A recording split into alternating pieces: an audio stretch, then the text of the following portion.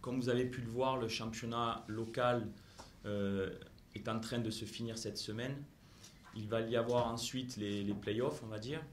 Donc on a souhaité avec Maxime Guaméné, le coach de l'équipe nationale locale du Tchad, pouvoir mettre à profit cette semaine. Et je remercie les clubs de Côte d'Ivoire de nous libérer leurs joueurs, puisque ça ne sera pas dans une date FIFA. Mais le souhait était le suivant. Nous avons suivi d'arrache-pied tous les matchs, quasiment tous les matchs, avec Maxime et les membres de la DTN, le championnat local. Et l'idée, c'est de pouvoir travailler sur une semaine avec certains joueurs. Donc je remercie Maxime pour sa disponibilité. Et puis on est très heureux de pouvoir travailler avec les locaux avant de démarrer cette date FIFA. Voilà, je voulais juste exprimer l'idée. Je laisse la parole à Maxime pour l'annonce de la liste des 24 pour le stage du 24 au 29. Alors, je me réjouis de la reprise des activités de ma sélection. Ça fait un bon moment qu'on ne s'était pas retrouvé pour mettre quelque chose en place. Je remercie Pat aussi pour m'aider dans ce sens-là, qui a permis que nous puissions nous retrouver pour travailler et puis préparer les échéances pour ma sélection. Voilà. Donc pour cette semaine de stage-là, on a prévu 24 joueurs, 20 joueurs, 4 gardiens, hein, pour une semaine de travail, histoire de voir un peu ce qu'ils sont capables de nous apporter dans nos sélections. Ce sont donc 4 gardiens de but: Eliezer Tapé de FC San Pedro, Sissé Abdou Karim de la SEC, Drin Iluchedan de la FAD, Dante Elak de l'Africa Sport, Banao Mamadou, défenseur de la SOA, Oura Tola, défenseur de Racing, Nguessan Fabrice, défenseur de la FAD, Yao Kwasi Atoula, défenseur de la SEC, Aoussou Ange, défenseur de Racing, Sila Baka, défenseur central de Bassam, Diaby Suleiman, défenseur de Gagnoa, Jimo Sherif, San Pedro FC. Milieu de terrain, Bamba Tamakari de Bassam, Gay Semelo de la FAD, Takwa Edgar de Gagnoa, Yaya Sanogro de Boaké FC, Nguessan Jean de Racing, Koulibaly Topio de la FAD, Kamara Seliki de Racing, Brou Kofi David Kwadjo de la FAD, Diaby Abdou Karim de la FAD, Diakité Ouma de la SEC, Konaté Karim de la SEC et Berté Suleiman du Stella Club d'Agamé. Voilà les 24 joueurs que nous avons obtenus pour cette semaine de travail. Merci. Merci, coach. Quelques questions?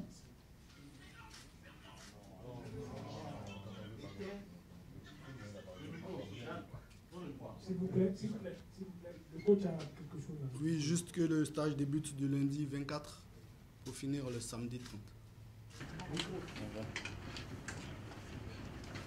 Moi, ça demande un truc qui presse, coach. Le CHAN, je pourrais dire, cette appel vient de finir.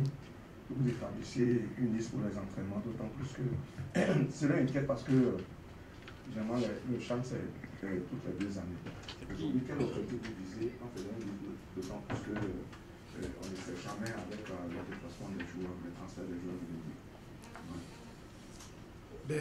Être une sélection se doit de travailler régulièrement. On ne va pas attendre comme c'était déjà arrivé. Hein, lorsque nous n'avons pas participé au CHAN dont tu parles, parce que nous n'avons pas eu le temps nécessaire pour nous préparer. Et c'est donc important pour nous de nous mettre au travail depuis notre élimination. Imaginez-vous, sélectionneur que je suis, ma dernière séance date du mois de janvier 2020.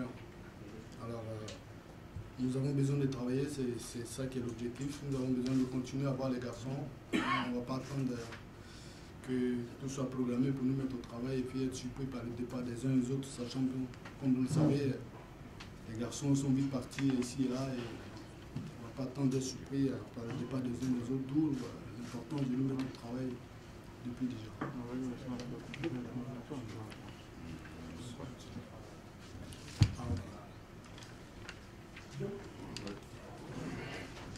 Merci coach Guillaume Aoutou, journaliste à Soir Info.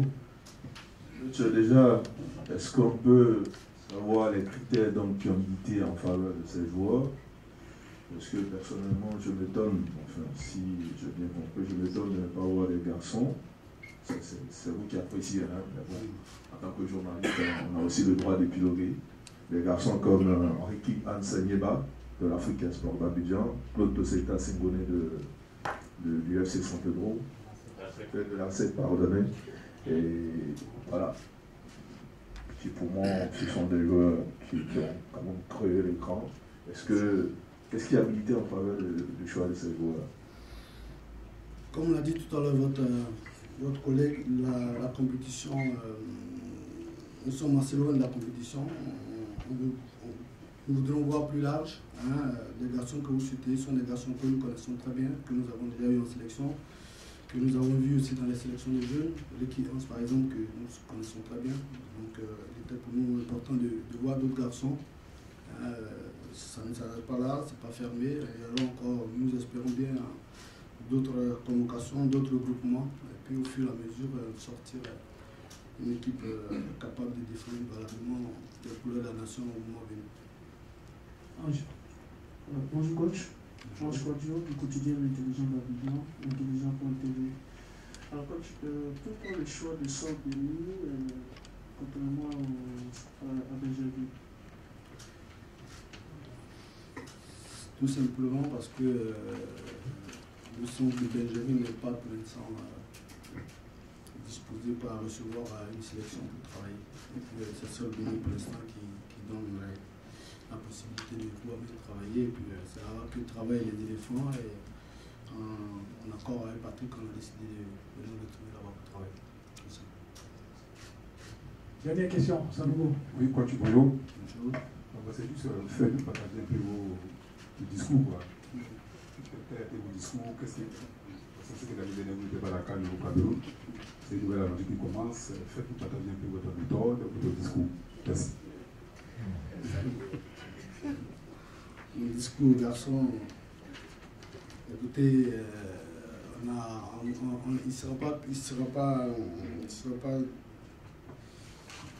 ce sera difficile pour nous d'impact au prochain Jeanne. D'où l'importance de ces regroupements. Et les garçons devront prendre conscience de cela, de pouvoir bien nous préparer, de pouvoir retrouver l'équipe qu'il faudra mettre en place pour obtenir la qualification lors de l'éliminatoire attendu. Il n'y a pas d'autre discours que ça. Il n'y a pas besoin de dire autre chose. Il faut simplement se mettre au travail, il faut montrer qu'on a envie, il faut montrer de la disponibilité en termes d'état d'esprit pour se qualifier, quel que soit l'adversaire qu'on aura plus tard. Je vous remercie. Merci coach. Je vais rajouter quelque chose. Oui, coach. Juste pour recadrer le pourquoi de ce stage, c'est avec le sélectionneur du Tchad, avec des joueurs locaux. Mais l'objet de ce stage, c'est de travailler avant la date FIFA des A. Pourquoi? Parce que depuis qu'on a démarré l'aventure, vous avez pu voir, tant que je peux, j'essaye de prendre 1 ou 2 joueurs locaux dans ma liste des A, tant que je peux le faire. Et comme le championnat a repris, je souhaiterais voir ces joueurs en stage. On ne peut pas prendre tout le monde. C'est un stage externe. C'est-à-dire qu'il n'y a pas de mise au vert, c'est un stage externe. Parce que on ne voulait pas rassembler les joueurs qui sont en plein championnat, où ils ont une semaine de repos. On ne voulait pas les prendre encore dans un contexte hôtel, mise au vert, comme un stage du Tchad. Le Tchad, c'est encore loin. Et au moment du Tchad, il y aura des objectifs que le coach Maxime Guaméné vous donnera. Mais là, en fait, l'idée est venue tout simplement, on bénéficie de ce temps pour travailler. On veut juste essayer de faire passer des messages pour qu'il y ait cohésion tous ensemble, une philosophie commune des A avec les A'. C'est le seul objectif, et voir des joueurs. Certains ne seront pas là parce que dans l'échange qu'on a eu avec Max, il les connaît par cœur. Et donc l'idée c'était de voir des joueurs qui ne sont pas encore venus pour pouvoir travailler sur une petite semaine, tout simplement. Voilà, donc c'est vraiment loin de l'objectif Chan, c'est vraiment juste une semaine avant travailler avec ces joueurs. Voilà. C'était juste pour recadrer le pourquoi de ce stage. Et ce n'est pas pour dire quels sont vos objectifs, votre méthode. Là, c'est on rassemble, on travaille, on est tous ensemble, on fait passer des messages. Ils repartent dans leur club et on avance, et on avance. Voilà, j'espère qu'on a bien répondu au pourquoi de ce stage externe. Concernant le stage des A qui va débuter, donc vous connaissez la date FIFA, du 31 au 15, du 31 mai au 15 juin prochain. J'ai souhaité faire un stage qui sera du 31 mai au 12 juin au soir. Ces 3 jours-là, on va essayer de libérer les joueurs pour qu'ils puissent récupérer. Avant d'annoncer la liste, je voulais juste remercier tous les joueurs. Je dis bien tous les joueurs, ceux qui sont dans cette liste et ceux qui n'y seront pas, ceux qui n'y sont pas, parce que je me suis entretenu avec un grand nombre de joueurs. Et malgré, vous savez, quand on est un joueur de haut niveau où on doit venir représenter la nation pour des matchs d'éliminatoire Coupe du Monde et que finalement c'est reporté, il y a un côté un petit peu motivationnel qui descend. Mais en tout cas, je tiens à faire passer le message. Tous les joueurs qui sont dans la liste et ceux qui n'y sont pas étaient prêts à répondre à l'appel et à la sélection. Malgré une saison éprouvante, malgré le Covid, malgré beaucoup de choses, la période des vacances et autres, ils étaient tous prêts à honorer le maillot. Donc ça, il faut le dire, et je les remercie tous. Merci également au staff administratif, à Mamadou Keïta et à son département, parce que je vous prie de croire que ce n'est pas simple de pouvoir joindre les clubs et les joueurs dans cette période délicate. Sincèrement. Voilà, je voulais juste le dire parce que quand c'est bien, il faut pouvoir le dire aussi. Donc, sur ce stage, sont convoqués gardien de but Sylvain Gbou du Tipi Mazembe, Badr Ali Sangaré de J-Star South Africa. Le 3e gardien, ce sera un des 4 gardiens qui est avec les locaux. Pourquoi on ne l'a pas encore annoncé? Parce que vous savez qu'il y a les playoffs qui finissent cette semaine et nous n'avons pas encore les dates des prochains matchs. Donc je ne sais pas, on ne sait pas quand est-ce qu'il va y avoir des matchs pour les équipes déjà qualifiées. Et dans les 4 gardiens, si mes comptes sont bons, il y en a 3 qui sont déjà qualifiés pour les playoffs. Donc on se donne cette semaine de travail pour créer aussi une petite compétition entre les 4 gardiens. Ou, si on a le choix, on prendra celui qui nous a le plus marqué dans la semaine. Voilà. Ensuite, Serge Aurier, Tottenham. Wilfried Singo, Torino, Italie. Eric Bailly, Manchester United, Angleterre. Sinali Diomandé, Olympique Lyonnais, France. Willy Bolly, Wolverhampton, Angleterre. Wilfried Cannon, Al Gharafa, Qatar. Maxwell Cornet, Olympique Lyonnais, France. Hassan Kamara, OGC Nice, France. Odilon Kosonou, Club de Bruges, Belgique. Geoffrey Seredier, FC Sion, Suisse. Ibrahim Sangaré, PSV Eindhoven, Pays-Bas. Ismaïla Soro, Celtic, Écosse. Franck Kessier, Milan AC, Italie. Serge Aka, El Ganois, Égypte. Ahmed Junior Traoré, Sassuolo, Italie. Max Alain Gradel, Sivasspor, Turquie. Jérémy Boga, Sassuolo, Italie. Ahmad Diallo, Manchester United, Angleterre. Lago Junior, Mallorca, Espagne. Sébastien Haller, Ajax Amsterdam, Pays-Bas. Christian Kwame, Fiorentina, Italie. Et Chris Bedia, Sochaux, France. Vous avez dit tout à l'heure que tous les joueurs étaient prêts à répondre à l'appel, même ceux qui ne sont pas là, on constate l'absence de Fulgini. Comment on peut expliquer cette absence? Je m'attendais à cette question. Angelo Fulgini est un joueur binational que j'ai régulièrement au téléphone depuis mon arrivée. À l'heure où je vous parle, il n'a pas encore le passeport ivoirien. Donc ce qu'il faut comprendre, c'est que lorsqu'on veut prendre la nationalité, ça prend un certain temps, administrativement.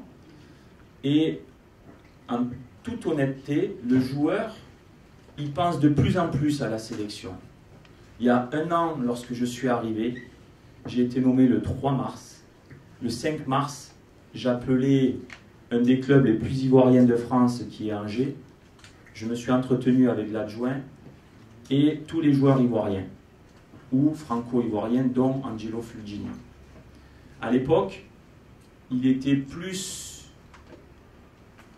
positionné pour l'équipe de France dans son esprit parce que, voilà. Mais depuis un an, je l'ai régulièrement au téléphone, il fait de bons matchs. Il pense de plus en plus à la sélection. Mais comme à l'époque des Sébastien Haller ou des Willy Boly, tant que le choix ne se fait pas du cœur, je le laisserai tranquille. J'ai eu Angelo Fulgini il y a 10 jours au téléphone. Je lui ai dit, sur ce stage de juin, ça serait peut-être bien de venir. Le joueur a réfléchi, a pesé le pour et le contre. Il a des objectifs sportifs précis pour son avenir dans le club. Il avait besoin de repos. Il n'est pas à 100% prêt à venir. On le laisse tranquille. Mais sachez qu'il a une part en lui qui bat pour la Côte d'Ivoire, comme d'autres joueurs que j'ai eu au téléphone et qui ne sont pas dans cette liste. Le choix, et je crois que vous pouvez aujourd'hui être fiers, de Willy Boly et de Sébastien Haller, qui sont des binationaux.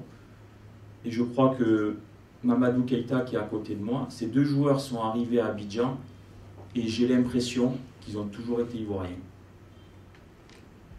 Donc le choix doit venir du cœur. Donc Angelo n'est pas venu parce qu'il a besoin de réflexion pour son avenir personnel. Il a besoin de repos, de vacances, après une saison éprouvante. Mais lorsqu'il sera prêt, et si quand je dis la porte est ouverte, c'est-à-dire que le groupe est encore ouvert, parce qu'on ne peut pas non plus tout le temps faire des essais. À un moment donné, il faut que l'équipe soit prête et performe. Mais voilà, donc j'y fais passer le message. J'aurais souhaité bénéficier de cette période pour le voir. Il n'est pas prêt, on le laisse tranquille. Mais soyez fiers que son cœur bat aussi pour la Côte d'Ivoire. Donc c'est pas encore à 100%, on le laisse tranquille. J'ai pu jouer plusieurs fois contre le Burkina Faso dans ma carrière. C'est une équipe c'est un pays du football. Il ne faut pas oublier qu'en 2013, ils ont fait la finale de la CAN contre le Nigeria, avec à l'époque de très jeunes joueurs qui aujourd'hui sont arrivés à maturité. Donc j'ai vu la pré-liste du coach, je crois qu'il y avait 30 ou 33 joueurs. Ils y sont tous. Ça sera un beau match. J'ai souhaité, le choix n'est pas anodin, j'ai souhaité des matchs qui puissent nous permettre, même si vous voyez dans la liste de la Côte d'Ivoire, il y a beaucoup de jeunes joueurs qui n'ont pas d'expérience en A, mais j'ai souhaité voir comment nous nous situons par rapport à des équipes de haut niveau. Le Burkina Faso, au classement FIFA, je crois qu'ils ont une place derrière nous, et le Ghana est devant. Donc ce sont des matchs intéressants à jouer, parce que pour moi, faire venir les joueurs et leur demander d'aller sur les terrains et de faire des efforts, autant le faire pour préparer des matchs de très très haut niveau, et ça sera le cas. Beaucoup de matchs, comme je vous ai dit tout à l'heure avec Maxime Guaméné, des matchs du championnat. En toute honnêteté, les premiers matchs, on sentait qu'il y avait beaucoup de gaz. Les joueurs, tout le monde était content de reprendre, je pense, la compétition. Il y avait beaucoup de duels, beaucoup d'engagement. Donc c'était un jeu haché où l'arbitre devait souvent intervenir. Et puis avec la répétition des matchs, puisqu'ils jouaient tous les 3 jours, on a pu voir certaines équipes, voilà, on va dire, progresser, d'autres qui étaient peut-être un peu plus en difficulté. Donc voilà, je pense que j'ai vu toutes les équipes jouer et j'ai pris des notes sur beaucoup de joueurs. Et il y a de très bons joueurs en Côte d'Ivoire, mais ça on le sait déjà. Il y a des coachs qui essaient des systèmes, donc j'ai bien aimé certaines équipes qui essayaient des choses. Et puis voilà, et puis les joueurs, pour tout vous dire, la liste avec Maxime, ayant pris des notes, j'ai pris mes notes à moi, on a comparé les listes, Et ce qui est plutôt positif, c'est qu'on avait beaucoup de joueurs en commun. Même je dirais 80%, parce que je ne les connais pas tous non plus, mais on a toujours échangé. Le petit Hans de l'Africa, c'est un garçon qui était dans nos listes aussi, mais on le connaît. Je le connais, et Maxime le connaît par cœur. Donc autant essayer des joueurs qui ne sont jamais venus, parce que ça nous permet d'avoir une semaine pour faire passer le message. Mais il y a beaucoup d'autres joueurs qui mériteraient, mais on ne peut pas se permettre de prendre 30, 40 joueurs, ça fait beaucoup après pour faire les séances. Mais le championnat, je dirais, il y a des joueurs très prometteurs, et mon souhait en tant qu'entraîneur, ça serait de voir certains jeunes joueurs qui sont ici, qui restent 2-3 saisons pour que les clubs puissent arriver à maturité et représenter dignement le drapeau ivoirien sur les compétitions africaines. Mais vous savez, la problématique, c'est que beaucoup de nos joueurs font 1-2 saisons et partent. Et donc les coachs sont souvent en train de reconstruire une équipe. Et je pense, ce n'est que mon avis, je pense que c'est une des raisons pour laquelle nos clubs ne peuvent pas forcément toujours aller loin en compétition africaine, parce que les coachs sont toujours en train de reconstruire des équipes. Ça prend du temps, et lorsqu'on arrive à quelque chose, les joueurs partent, 2-3 joueurs, mais 2-3 joueurs c'est énorme. 2, 3, 4 joueurs c'est énorme, quand il faut repartir, et on demande toujours au coach d'être compétitif, de gagner des matchs. Voilà, mais il faut tout prendre du temps, Mais je suis heureux de voir, et je ne suis pas que le championnat, je vais dans les académies, je vais voir les championnats des 17.